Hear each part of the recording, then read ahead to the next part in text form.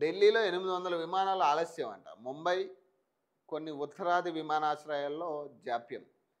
ATC software upgrade చేస్తుండగా క్లిచ్. అన్ని airlines విమాన సేవలపై ప్రభావం. చివరకు సేవలు ప్రారంభం. ఢిల్లీ ఎయిర్పోర్ట్లో పడిగాపులు కాస్తున్న ప్రయాణికులంట.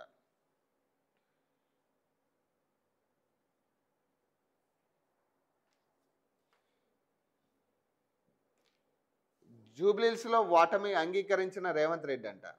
అందుకే ఈ ఎన్నిక తనకు రెఫరెండం కాదని చెప్పారు.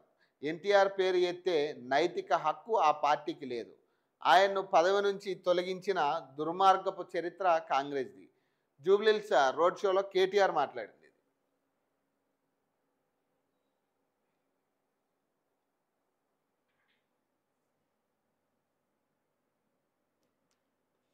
పోలింగ్ కంటే ముందే రేవంత్ రెడ్డి జూబ్లీహిల్స్ ఉప ఎన్నికలో ఓటమిని అంగీకరించారని, అందుకే తనకు రెఫరెండంగా కాదని చెప్పారని బీఆర్ఎస్ వర్కింగ్ ప్రెసిడెంట్ కేటీఆర్ అన్నారు. సీఎంకు దమ్ముంటే తన 24 నెలల పాలన చూపించి జూబ్లీహిల్స్ ఉప ఎన్నికలో ప్రజల తీర్పు కోరాలని సవాల్ విసిరారు. తాను చేసిందేమీ లేకపోవడంతోనే రేవంత్ రెడ్డి అటెన్షన్ డైవర్షన్ యత్నాలకు పాల్పడుతున్నారని విమర్శించారు. జూబ్లీహిల్స్ ఉప ఎన్నికల్లో భాగంగా శుక్రవారం వెంగళరావు నగర్లో రోడ్ షో నిర్వహించారు. ఈ సందర్భంగా కేటీఆర్ మాట్లాడుతూ ఈ 2 ఏళ్లలో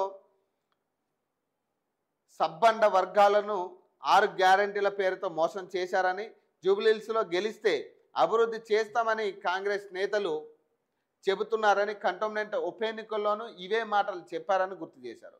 గెలిచాక రూపాయి పని కూడా చేయలేదన్నారు. 10 ఏళ్లలో జరిగిన అభివృద్ధిని చూసి ఓటు వేయాలని తాము అడిగితే రేవంత్ రెడ్డి మాత్రం గత ప్రభుత్వపు కాంగ్రెస్ పాలన చూసి ఓటు వేయాలని అడగడం ఏమిటన్నారు. రాష్ట్ర ఆర్థిక వ్యవస్థతో పాటు హైదరాబాద్ నగరాన్ని గత ప్రభుత్వం అగ్రస్థానంలో నిలిపిందని, కానీ రేవంత్ పూర్తిగా పతనావస్థకు చేర్చారని కేటీఆర్ విమర్శించారు. హైడ్రా పేరుతో రేవంత్ రెడ్డి అరాచకం చేశారని, వేలాది మంది పేదల ఇల్లు కూలగొట్టి పెద్దల అక్రమాల జోలికి వెళ్ళలేదని కేటీఆర్ విమర్శించారు.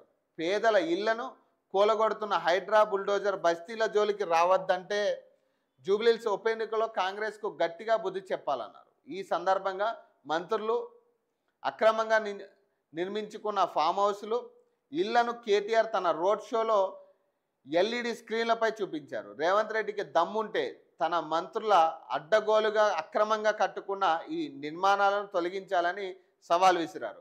హైడ్రాతో ఏ ఒక్కరికి లాభం జరగలేదన్నారు. కాంగ్రెస్ పార్టీకి ఎన్టీఆర్ పేరు ఎత్తే నైతిక అర్హత లేదన్నారు.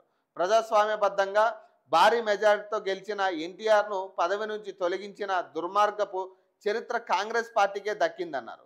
శంషాబాద్ విమానాశ్రయానికి పెట్టిన ఎన్టీఆర్ పేరును తొలగించి కాంగ్రెస్ పార్టీ రాజీవ్ గాంధీ పేరు పెట్టిందన్నారు.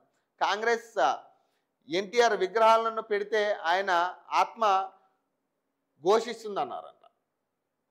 సో ఈ వాస్తవంగా రేవంత్ రెడ్డి రిఫరెండం కాదన్నా కూడా ఖచ్చితంగా ఇప్పుడు ఇందాక కూడా ఒక వీడియో నేను చూడడం జరిగింది. ఓడినా గెలిచిన ఆయన అంటున్నాడు రేవంత్ రెడ్డి, ఓడినా గెలిచిన ప్రజా శ్రేయస్సు ప్రజా అభివృద్ధే మాకు ముఖ్యం అంటున్నాడు ఆయన. ఓడినా గెలిచినేంది? ఒక ముఖ్యమంత్రి మనం ఉన్న నాయకులు ఇప్పుడు ఎవరైతే మంత్రులు ఎమ్మెల్యేలు ఎవరైతే తిరుగుతున్నారో మీ ఐడియాలజీ మీ మీద నమ్మకంతో వాళ్ళు గ్రౌండ్లోకి వెళ్తున్నారు. మీరే ఓడినా గెలిచిన అనే మాట వాడిన తర్వాత అందరికీ ఒక అనుమానం మొదలవుతుంది. అరే ఓడిపోతున్నామా అనే ఆలోచనలో.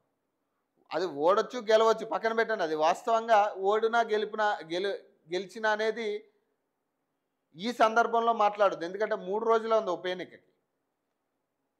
ఇంకా మీరు బూస్ట్ ఇవ్వాలి, గెలుస్తున్నామనే బూస్ట్ మీ నాయకులకి ఇవ్వాలి, కార్యకర్తలకు ఇవ్వాలి. అంతేగాని మీరే ఓడినా గెలిచినా అంటే ఒక ముఖ్యమంత్రి స్థాయిలో ఇక ప్రజలు లైట్ తీసుకుంటారు ఈ ఎన్నికని. కార్యకర్తలు నాయకులు లైట్ తీసుకుంటారు.